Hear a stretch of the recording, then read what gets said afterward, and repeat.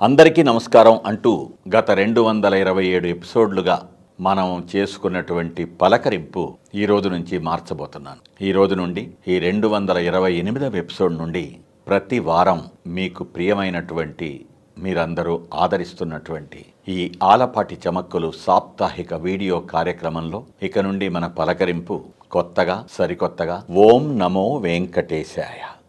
వెంకటేశ్వరుడికి శ్రీ వెంకటేశ్వర స్వామికి శ్రీ వెంకటేశ్వర స్వామికి మనమందరం నమస్కరించుకుందాం అని ఓం నమో వెంకటేశాయ అని ఇక నుండి మనం ప్రతివారం ప్రారంభించుకుందాం. మనిషి జీవితంలో భక్తి చాలా ముఖ్యం. భగవంతుడితో ఈ మనిషి మనసులో ఉన్నటువంటి భావన, భక్తి భావన జనించి ఎదిగి ఎదిగి ఎదిగి ఆ భగవంతుడికి సమర్పితమయ్యి ఆ భగవంతుడితో ఒక అనుబంధంలో ఉండటం, మనిషి మనసు టచ్లో ఉండటం అనేటువంటిది మనం ఎలా చెప్పుకుంటామో వ్యావహారిక భాషలో, ఆధ్యాత్మిక పరంగా మనం చెప్పుకుంటే ఆ భగవంతుడితో ఈ భక్తజన హృదయాలు అనుసంధానంగా ఉండటం, అటాచ్మెంట్తో ఉండటం, టచ్లో ఉండటం అనేది చాలా చాలా ముఖ్యం. ఏమిటి భక్తి అంటే?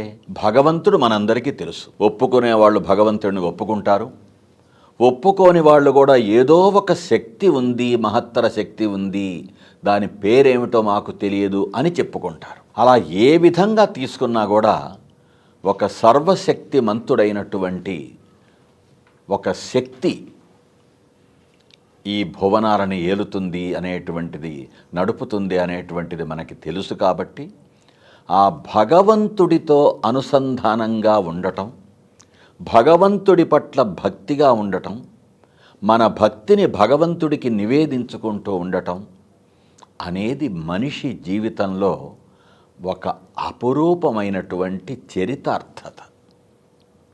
మనం గుడికి వెళ్ళినా, ఇంట్లోనే పూజా మందిరంలో కూర్చున్నా, ఇవేవీ లేకుండా మనసులోనే ధ్యానించుకున్నా భగవంతుడితో మనం టచ్లో ఉంటూ ఉండటం అనేటువంటిది అత్యంత ఆనందాన్నిస్తుంది, అపూర్వమైనటువంటి మానసిక ప్రశాంతినిస్తుంది, మనకే తెలియని ఒక కొత్త బలాన్నిస్తుంది. ఎప్పటికప్పుడు ఒక వాహనం నడవాలంటే ఇంధనం ఎలా ముఖ్యమో, మనిషి జీవితం హాయిగా సాగాలంటే ఒక ఆత్మశక్తి ముఖ్యం. తిండి తిప్పలు ఇంకోటి ఇవి ఎన్ని ఉన్నా ఈ లోపల నుండి మనకి జవసత్వాలనిచ్చేటువంటి ఆత్మశక్తి ఏదైతే ఉంటుందో అది ఏ సూపర్ మార్కెట్లో కొనుక్కుంటే వచ్చేది కాదు, ఏ ప్రాక్టీస్తో వచ్చేది కాదు.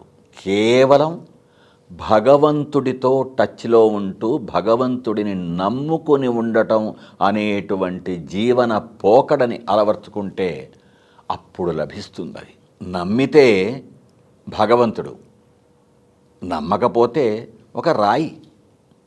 మనం గుళ్ళోకి వెళ్ళినా ఇంకో చోట కానీ దేవుణ్ణి చూసేటప్పుడు నేను అనేకసార్లు చెబుతూ ఉంటాను, ఎదురుగా ఉన్నది నల్లరాతి విగ్రహమో, పాలరాతి విగ్రహమో, కొయ్యతో చేసినటువంటి విగ్రహమో, బొమ్మో, మూర్తి అని భావించుకునేటువంటి వాళ్ళకి అంతవరకే.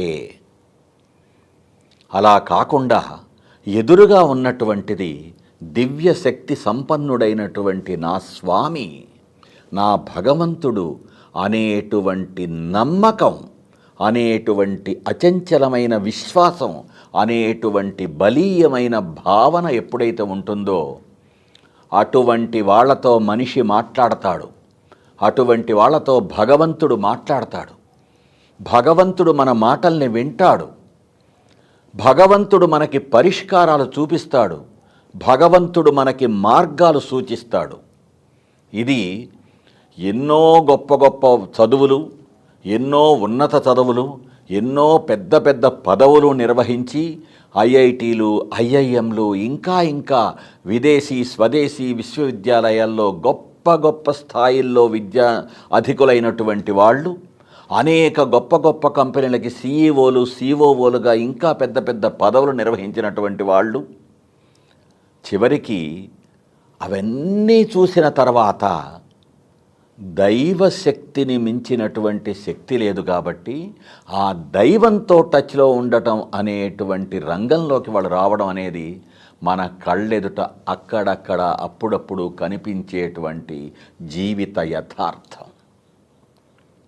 మన నమ్మకమే మనకి భగవత్ శక్తిని చేరువ చేస్తుంది, మనల్ని భగవంతుడికి దగ్గరగా తీసుకెళ్తుంది అనేటువంటి విషయాన్ని మనం గ్రహిస్తే no tension, no stress, no nuisance, life is all wonderful.